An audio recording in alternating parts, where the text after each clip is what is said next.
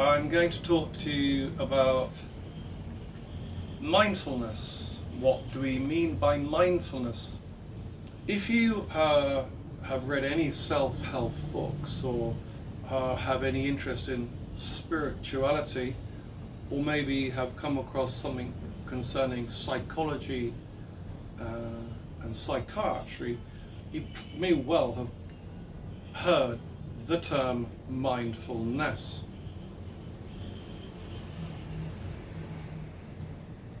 It is often misunderstood, mindfulness, so I'm going to talk to you about it. Mindfulness is an idea found in Buddhism and Buddhist meditative yogic teaching, but many places will separate the word religion from the process of mindfulness. Religion, spirituality is something that psychologists really don't want to be associated with for the main, and so they often will make no mention to where they've learnt about mindfulness, which is from Buddhist literature, Buddhist sutras. So the idea of the common understanding of mindfulness is this, is that you go to a retreat, mindfulness retreat, and you sit on the floor 5, 6, 7 hours and you say nothing. There's no sound and you have no communication. And then when you eat in the evening, you're not allowed to talk to anybody. And then there is a short half an hour where you maybe can talk, but you talk about nothing outside of the retreat place. And so it's like a electric shock treatment. It's like you're suddenly, it's make or break. They put you in this position on these mindfulness courses. And all sorts of things can happen. The process is this, is that you allow like clouds in the sky or smoke. It can, the clouds form, which are your ideas. So thoughts will come to you, but you don't react to those thoughts. You allow them to come.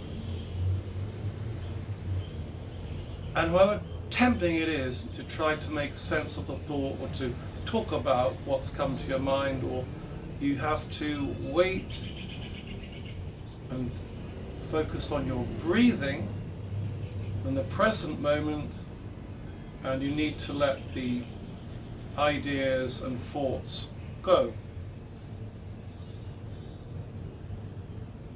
I am like clouds in the sky that come and then the clouds evaporate and disappear.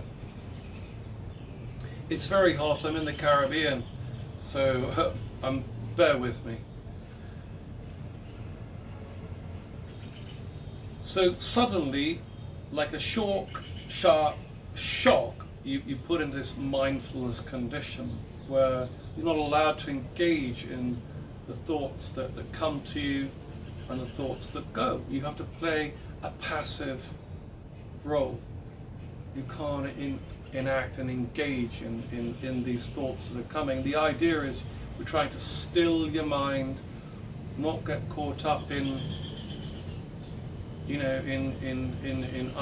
ideas, thoughts that come from our subconscious or from our conscious visual, our perceptual field, the sensory perceptive field, i.e. what you can hear, what you can see, what you can taste, what you can smell, what you can feel.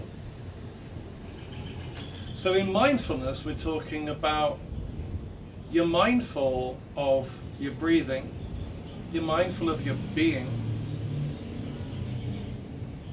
but in your mind, you're not engaging in thoughts that come to you. Maybe a suicidal thought, maybe an addictive dependency that you have to go and depend on something else, something that you should have done that you didn't do, a regret, a wish unfulfilled, something that you've regret doing in your life.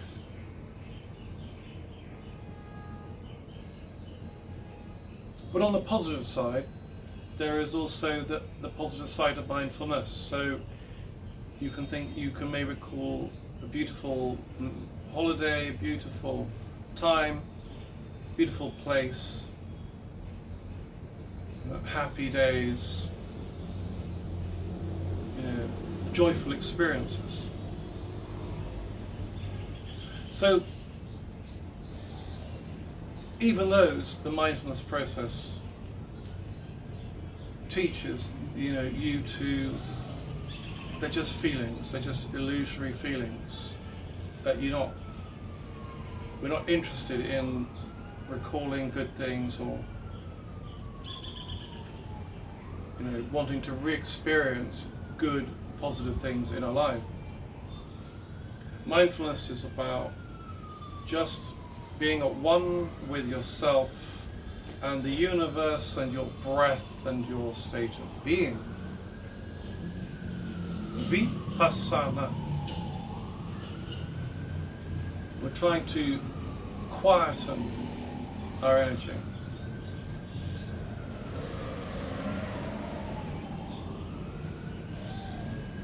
Now,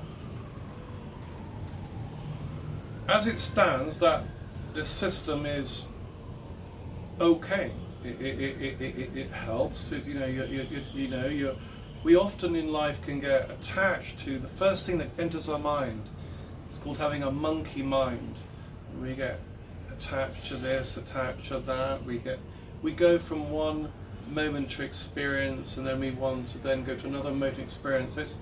Then we have a desire for that, and then we are running around like a headless chicken.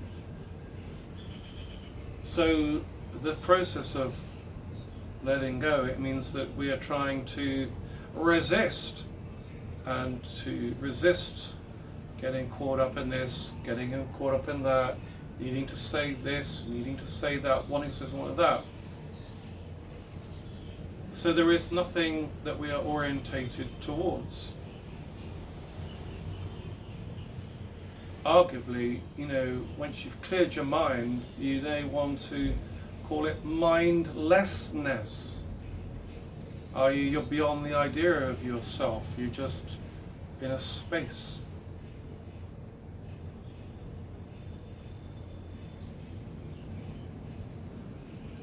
Certainly in mindfulness, you're not there to help someone with a problem, or to listen to someone's difficulty, or to offer any help, actualize any help.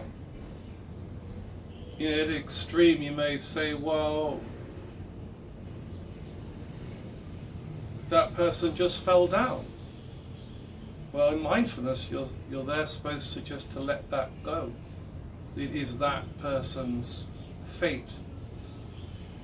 There's an inactivity about mindfulness. In Taoism, they call it Wu Wei, which is actionless action. Wu Wei, actionless action. There is another school of thought which says that it's good to be happy and joyful, to help other people, to be enthusiastic, to be joyful, to shout out with joy. But this is not what's taught in mindfulness.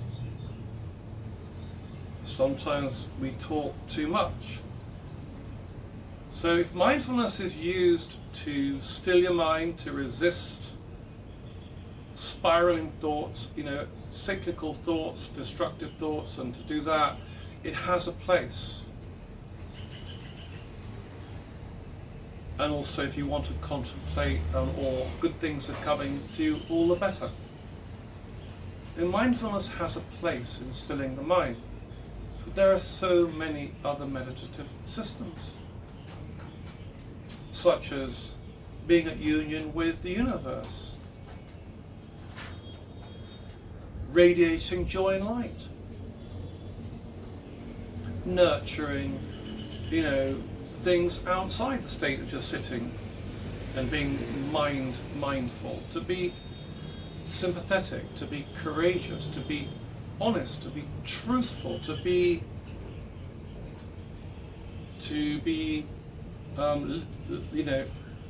engaged, to celebrate joy, to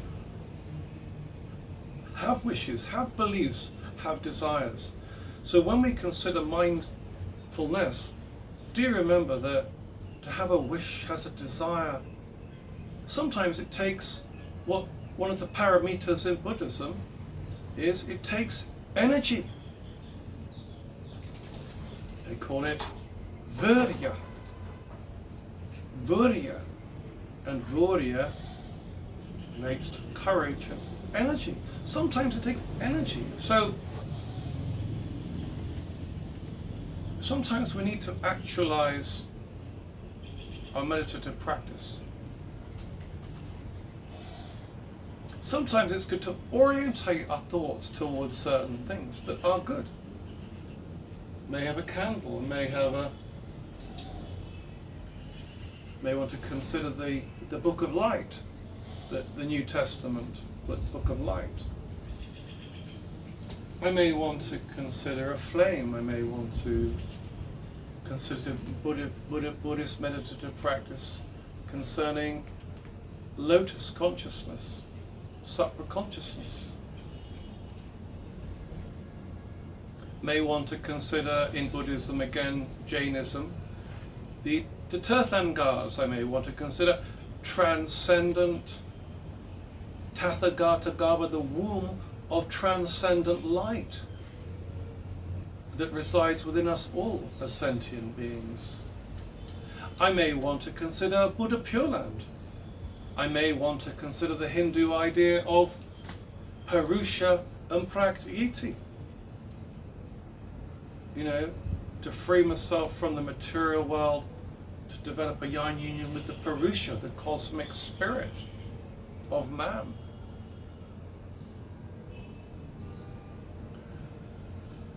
Mindfulness has a role, but mindfulness is not everything.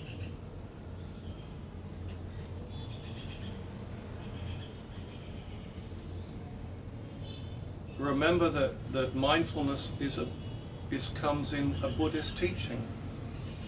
And as I said, that most people try to separate the spiritual origin of the idea of mindfulness, and then to cut the head off the original source, but just to say this is the idea of mindfulness.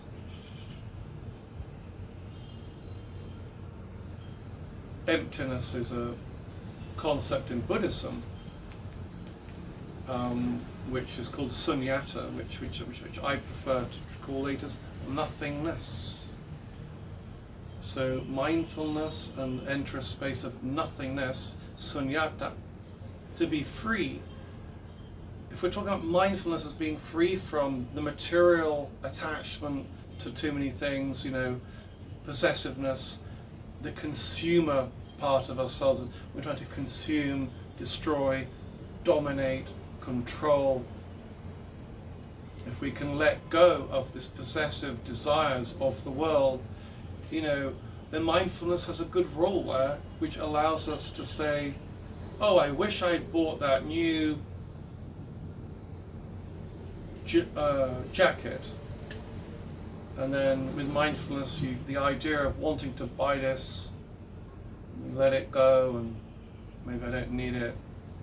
Or mindfulness, you may want to say, well, I wish I had that diamond ring.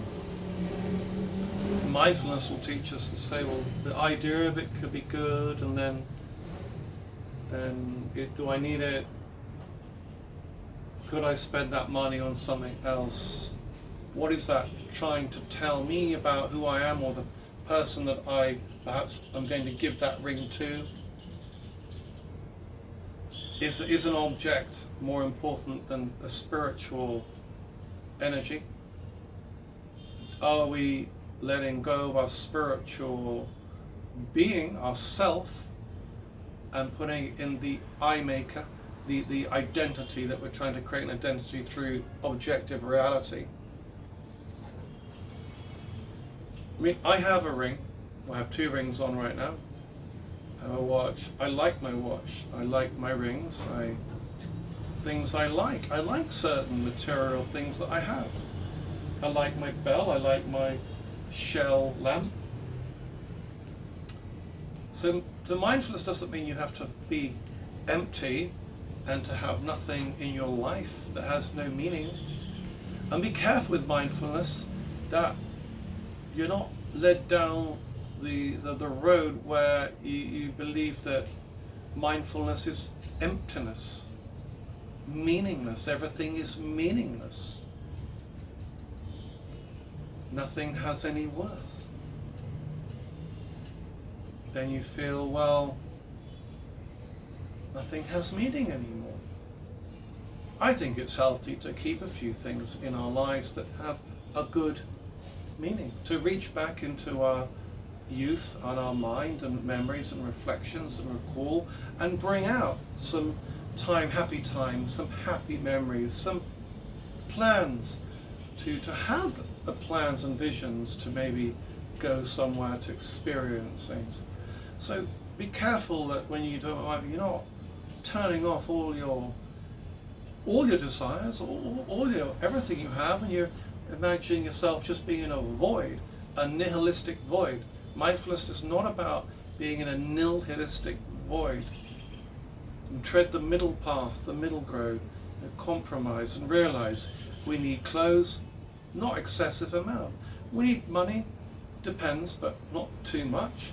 And if we're going to sacrifice honesty, decency, truth, generosity, kindness, then no, money is not good.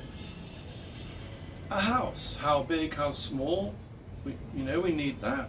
There are certain things we need in our life.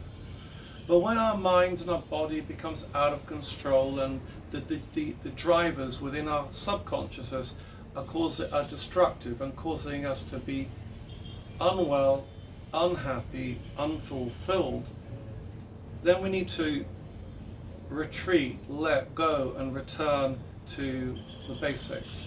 Thank you for your time.